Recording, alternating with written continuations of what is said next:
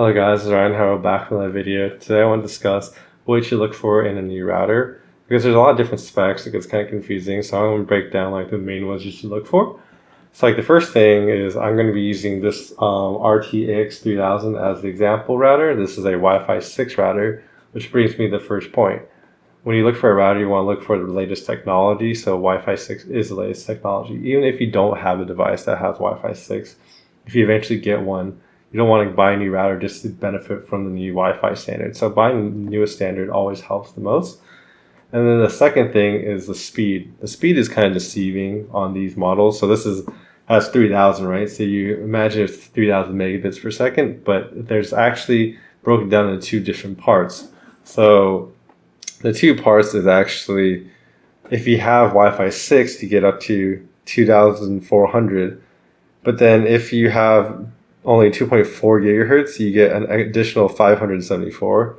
So basically, if you add those two numbers up, they equal 3000, but you're never going to have those together at the same time. So really, if you use Wi-Fi 6 and use 5 gigahertz, which you should be using, you'll get up to 2400. And then if you have older Wi-Fi standards, you actually only get up to 867 megabits per second. So these are like important numbers to like know, is that which Wi-Fi standard you have and which gigahertz you're using. Honestly, having 2.4K megabits per second is already like way too much.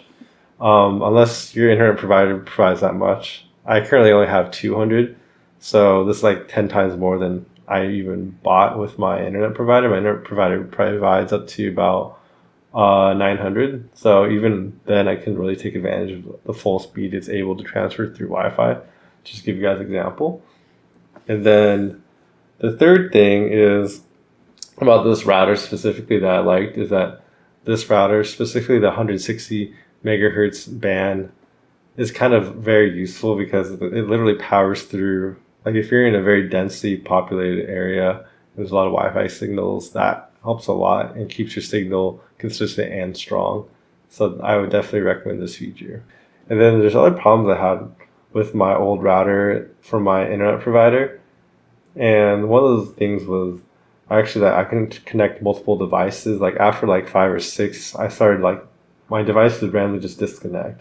And it was really frustrating. And this new router definitely solved that issue for me as well. And then a fourth thing about routers, there's some added benefits like AI cloud.